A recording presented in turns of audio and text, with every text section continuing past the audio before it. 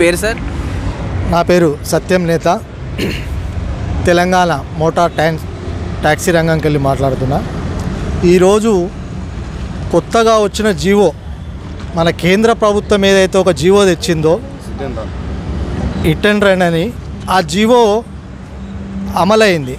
మరి పబ్లిక్ ఏ విధంగా అంటే అనుకోకుండా జరిగే అన్ఎక్స్పెక్టెడ్గా జరుగుతుంటాయి యాక్సిడెంట్లు అనేటివి.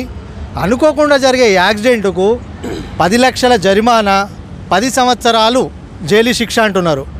ఒక డ్రైవరు అతను దాదాపుగా ఒక 30 ఏళ్ళు సర్వీస్ వచ్చిన తర్వాతనే డ్రైవర్ అవుతాడు. 10 ఏళ్ళు శిక్ష పడితే ఒక 50 సంవత్సరాలు అల్లనే ఉంటే వాని పిల్లలు ఏం కావాలి, వాని బతికేంది? అదంతా లేకుండా కొత్త కొత్త చట్టాలు తెచ్చి ఇబ్బంది పెడుతున్నందుకు ఈరోజు ధర్నా చేయడము, బంద్ చేయడం జరుగుతుంది. కాబట్టి ఇలాంటి కొత్త కొత్త నిర్ణయాలు తీసుకోకుండా రాష్ట్ర ప్రభుత్వం కానీ ఇటు కేంద్ర ప్రభుత్వం కానీ ఏదైనా సరే కొన్ని అసోసియేషన్లు, యూనియన్లు ఉంటాయి కాబట్టి వాళ్ళతో ఏ విధంగా చేస్తే బాగుంటుంది అనేది ఒక చర్చ అనేది జరిపిన తర్వాత వీళ్ళ నిర్ణయాలు తీసుకోవాలి. ఏది లేకుండా సొంత నిర్ణయాలు, గత ప్రభుత్వం కూడా ఇదే రకంగా 10 సంవత్సరాలు పరిపాలించినా ఏ ఒక్క రోజు అపాయింట్మెంట్ ఇవ్వలే క్యాబ్ డ్రైవర్లకు. ఈ క్యాబ్ రంగానికి మొత్తానికి ఆటో కావచ్చు, క్యాబ్ కావచ్చు, డీసీఎం, లారీ, బస్సు ఏదైనా రవాణా రంగానికి ఒక్కరోజు కూడా రవాణా శాఖ మంత్రి అపాయింట్మెంట్ ఇవ్వలేదు. కేటీఆర్ తారీఖు పోతే అపాయింట్మెంట్ లేదు, కేసీఆర్ తారీఖు పోతే కూడా అపాయింట్మెంట్ లేదు. మరి 10 సంవత్సరాలు పరిపాలించిన తర్వాత ఈరోజు ఆటోలకి ఇబ్బంది అవుతుందని ఆటోలు ఎక్కి తిరుగుతున్నారు గత మాజీ మంత్రులు. మరి ఇదంతా అప్పుడు కనిపించలేదా?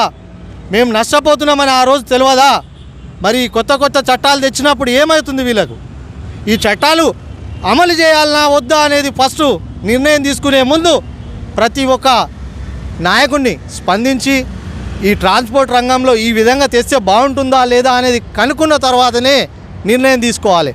కాదు వాళ్ళ సొంత నిర్ణయాలు తీసుకొని మా పైన 10 లక్షల రూపాయల జరిమానా. అనుకోకుండా జరిగే యాక్సిడెంట్ అండి. ఈరోజు బైక్ ర్యాపిడో వచ్చిన తర్వాత, ఊబర్ కావచ్చు, ఓలా కావచ్చు, ర్యాపిడో కావచ్చు, బైక్ ట్యాక్సీ వచ్చిన తర్వాత ఆటో రంగం, క్యాబ్ రంగం మొత్తం పడిపోయింది. ఎక్కడి నుంచో అతనికి వెహికల్ నడపడం రాదు, అది ట్యాక్స్ ప్లేట్ వాహనం కాదు. గవర్నమెంట్కు విరుద్ధంగా, వ్యతిరేకంగా ₹1 ఆదాయం లేకుండా ఆ బైకులు నడుపుతున్నారు. వాళ్ళకు డ్రైవింగ్ సరిగా రాక లారీల కింద, పెద్ద పెద్ద లారీలు, ఆ టైర్ సైజు కూడా వీళ్ళు ఉండరు, చూసుకోకుండా వెళ్ళి లారీ కింద పడితే కూడా ఈ యొక్క కొత్త జీవోల కింద బలైపోతున్నారు డ్రైవర్లు.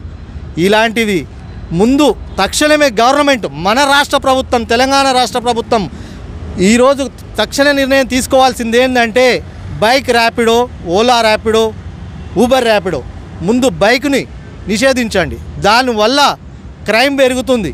దానివల్ల కొత్తగా పార్సల్ పంపించే పార్సల్స్ అన్నీ, ఆ పార్సల్లో ఏం వెళ్తుందో గవర్నమెంట్కి తెలుసు, మన పోలీస్ వ్యవస్థకు కూడా తెలుసు.